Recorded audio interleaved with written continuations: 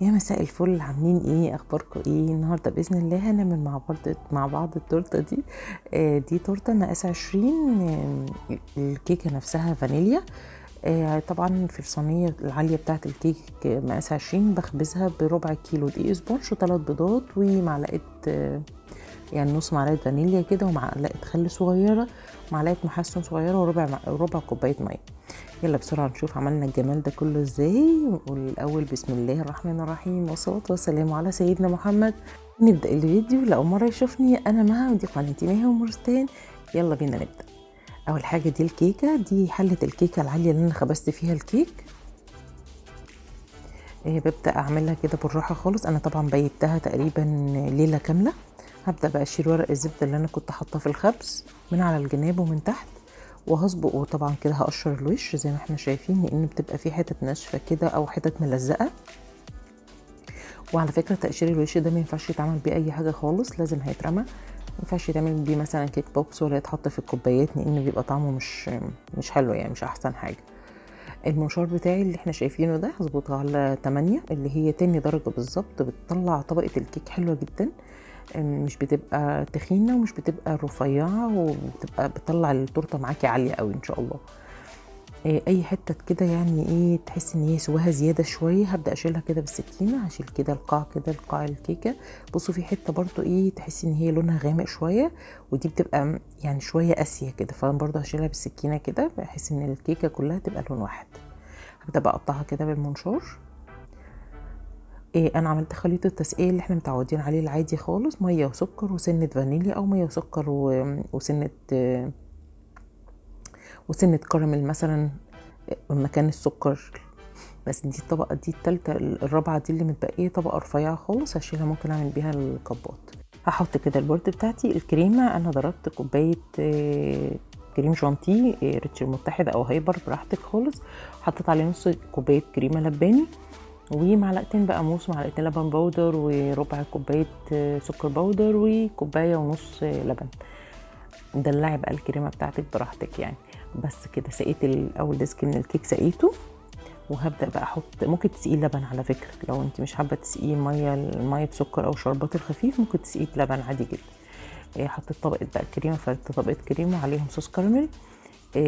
انا عن نفسي مش بحب صوص الكراميل في الحشو، بحس ان هي بتبقى مسكره بزياده يعني. بس ده كان طلب العميله، يعني كان طلب العميل ان الحشو يبقى فيه صوص كراميل. لكن انا عن نفسي لو بعملها ليا يعني مش بحب احط فيها صوص كراميل. بحب بحط مثلا جناش، فواكه، مكسرات، كريسب اللي هي تشوكلت شيبس. ولكن مش عارفه الكراميل بحس ان هي بتسكر الحاجه شويه، وانا ما بحبش اصلا الحاجات المسكره قوي يعني.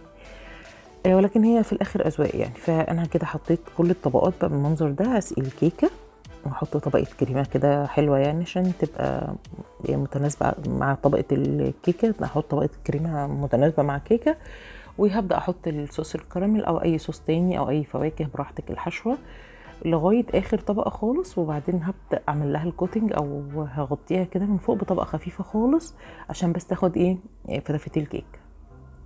بعدين اشيلها في الفريزر نص ساعة كده بس تمسك طبقات الكيك مع طبقات الكريمة.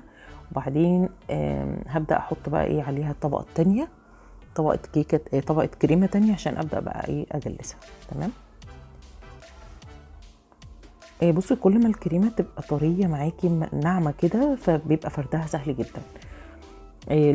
لو حسيتيها ماسكة وناشفة، زودي شوية مية ساقعة او لبن ساقع، هتلاقيها كده فكت وبقت حلوه. في كريمه اصلا بتبقى مش حلوه، كريمه نفسها بتبقى مش حلوه، يعني بيبقى فيها مطه كده. لما تلاقي المطه دي معاكي طلعت في الكريمه بعد الضرب، دي مش نتيجه ان انت ضربتي المكونات غلط او اللي انت زودتي او قللتي السوائل. ده بيبقى عيب في الكريمه نفسها. غيري نوع الكريمه او غيري نوع اللي هو المستلزمات الحلويات اللي انت بتشتري منه. دي فاكهه كده. انا هبدا بقى ايه قطعت كده شرايح تفاح، شرايح عادية جدا رفيعة، وهبدأ أغطيها بجيلو شفاف على البارد. أنا مش بحطه، مش بيبقى سخن يعني، هو بيبقى كده على البارد. بقلبه بالمعلقة، وده جيلو الفراولة بقى هلمع بيه الفراولة. برضو بيبقى على البارد زي ما انتوا شايفين كده. اخدت معلقه وقلبتها كده كويس لغايه ما بقى سائل وفك كده معايا يعني. بدات بفرشه امشي على الفراوله، بيديها لون احمر حلو جدا وبيديها طعم حلو قوي. ده بتاع تارجت، كواليتي تارجت، حلو قوي. يعني عجبني بصراحه اكتر من المتحده. كنت جايبه جيلو وفراوله متحده، ما عجبنيش زي كواليتي تارجت، عجبني كواليتي اكتر بصراحه. بس انا كده خرجتها دلوقتي من الفريزر. هبدا اعمل لها بقى الكوت الاخير اللي هو التجليس بقى الاخير خالص، بالراحه كده من على الجناب ومن فوق عشان اسويها كويس بسكريبر بقى، بسباتولا، دي كده بقى السكريبر اللي هو المشرشر ده، بشتري برضو من عند مستلزمات الحلواني، وليه كذا فيس او كذا وجه زي ما احنا شفنا كده. وبمشي بيه كده من على الجناب بالراحه، وبنضف البورد بتاعتي من تحت. ده القمع بتاعي البتيفور، همشي بيه روزيتات كده من فوق. بصوا بقى انا عملت غلطتين هنا، بس انا خليتهم يعني عشان لو حصل معاكي كده تعرفي تتصرفي ازاي. انا هنا حوطت التورتيه كلها من فوق بروزيتات كريمه وقسمتها نصين كده زي ما احنا شايفين. وبعد ما عملت كده افتكرت ان العميله عايزه النص بتاع الشوكولاته مكتوب عليه اسم، فمش هينفع الروزيتات الكريمه هتبقى مضيقه المكان، فشلت روزيتات كده زي ما احنا شايفين وسويت السطح. وعملت بقى جناش شوكولاته، 200 جرام شوكولاته و100 جرام لبن ومعلقه كريم شانتيه ومعلقه زيت، حطيتهم على بخار على حمام ميه لغايه ما ساحوا بقى كده. بس حطيت بقى طبقه الجناش، ودي كنت بالقالب بتاع السيليكون، قالب الحروف، بدات اكتب الكلام اللي العميله عايزاه، هابي بيرث داي مثلا اختصارات والاسم. التفاح هبدا ارصه كده شرايح متراكبه كده على بعض، والفراوله برضو قطعتها سلايزات كده من النص. انا بلمع الفاكهه بره التورته، مش بلمعها على التورته عشان بحس انها بتتنعكش يعني، فانا بلمعها بره على الطبق وبعدين ابدا انقلها على التورته. وده كان جيلو احمر حطيته كده في الفراغات الصغيره ما بين التفاحه اللي في النص والفراوله عشان ما يبقاش باين من الكريمه اي حاجه. بس كده. انا كان ممكن احط السبرينجلز مثلا او اي السبرينجلز الصغيره او الوسط، بس طلب العميله برضو كان ان هي مش بتحب اي سبرينجلز خالص على التورت. الغلطه التانية بقى اللي انا وقعت فيها، الاسم كبير، يعني الاسم طويل على انه يتكتب بالعرض كده. انا كده كتبته سوري بالطول، فبصوا انا جيت كده في النص واحترت معرفتش اعملها، وبعدين رحت شايلاهم وظبطت جناش الشوكولاته وبدات بقى احط الاسم كده بالعرض. يعني لو عملتي اي حاجه غلط في نص الخطوات وانتي ماشيه عادي جدا ممكن تتصلح بمنتهى السهوله.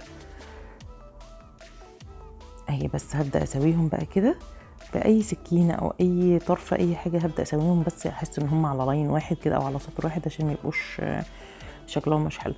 بس من تحت بقى من عند التورته من تحت كده هحزمها بنفس البولات اللي انا عملتها فوق، روزيتات كده كريمه، وهبدا امشي على التورته من تحت زي ما يدور. ودي واحده كاندي توت حطيتها وبس، وحطيت فراولايه كده جنب التفاحيه عشان بس اللون الاخضر بتاع الفراوله يكسر اللون الاحمر ده. وبس كده، شفتوا بقى سهله ازاي. ودي العلب اللي انا بستعملها، وكنت عملت لكم فيديو بتاع عن العلب بجيبها منين وكل تفاصيلها يعني. اتمنى يكون الفيديو عجبكم، واشوفكم فيديو جديد قريب ان شاء الله. باي باي، وما تنسوش اللايك والشير لو عجبكم.